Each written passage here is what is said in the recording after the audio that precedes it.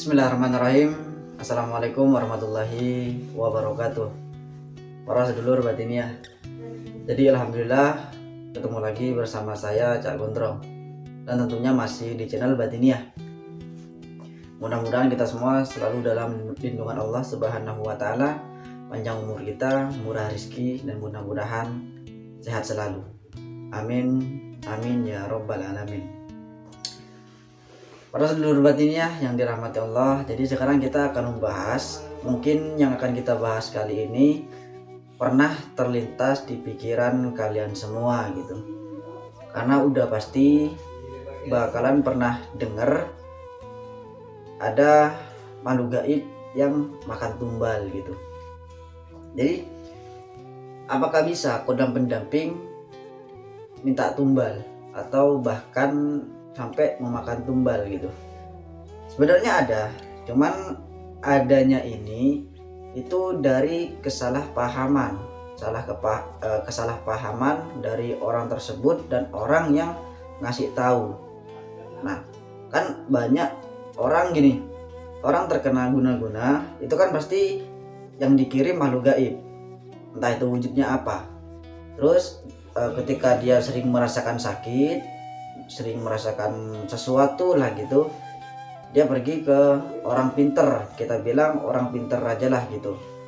Terus orang pinternya bilang, oh kamu didampingin kodam pendamping gitu, atau punya kodam pendamping gitu. Padahal itu bukan kodam pendamping dia, itu kiriman dari orang. Nah terus orangnya ini bilang dia nggak pernah mempelajari hal seperti itu gitu. Nah, si orang pintar ini bilang, oh itu berarti dari leluhur. Nah, kalau udah gini, ini yang menimbulkan bahaya. Jadi ini yang banyak orang nggak tahu gitu. Orang nggak tahu terus salah paham juga. Itu makhluk gaib kiriman yang bisa menimbulkan bahaya, malah dibilang kodam pendamping dia, kodam dari leluhur gitu. Nah jadi gini, yang namanya guna-guna pasti kan bakalan merusak korbannya, bahkan keluarganya gitu. Jadi banyak kayak anaknya dijadikan tumbal gitu, nggak tahu kenapa anaknya tiba-tiba meninggal seperti nggak wajar gitu. Nah terus ketika udah gitu, kalau dia nanya pasti bakalan bilang, oh ini dijadikan tumbal gitu, jadikan tumbal.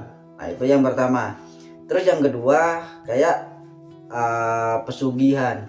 Orang pesugihan ini dia menggunakan kodam sendiri ya, meskipun banyak yang nggak tahu kalau itu ulah kodamnya sendiri. Nah jadi kita kalau punya kodam tergantung niat kita gitu. Kalau kita pengen pesugihan, yang ya kodam yang kita dapat kodam pesugihan. Yang namanya pesugihan pasti ada perjanjian, entah itu pertama minta tumbal ayam, tumbal kambing gitulah, tapi lama kelamaan dia bakalan merambat ke entah ke anaknya gitu, entah ke istrinya gitu. Jadi seolah-olah kodam pendamping ini salah, seolah-olah kodam pendamping ini salah, padahal yang salah bukan kodam pendampingnya ya meskipun makhluk itu mendampingi orang tersebut dan memberikan sesuatu gitu, entah itu memberikan harta, memberikan kayak kesehatan, tapi efek sampingnya dia juga mengambil sesuatu yang dimiliki oleh tuannya ini gitu. Jadi sebenarnya itu bukan kodam pendamping, cuman menurut orang-orang itu juga kodam pendamping gitu, karena dia juga mengikuti tuannya dan menuruti perintah tuannya gitu. Paham ya lur ya? Kayak misal kita punya tuyul lah gitu, misal tuyul ini kan makanannya kan nyusu. Nah itu yang diisap itu bukan air susu, itu darahnya. Nah itu berakibat dengan istri si tuannya, karena yang nyusu kan pasti istri tuannya gitu.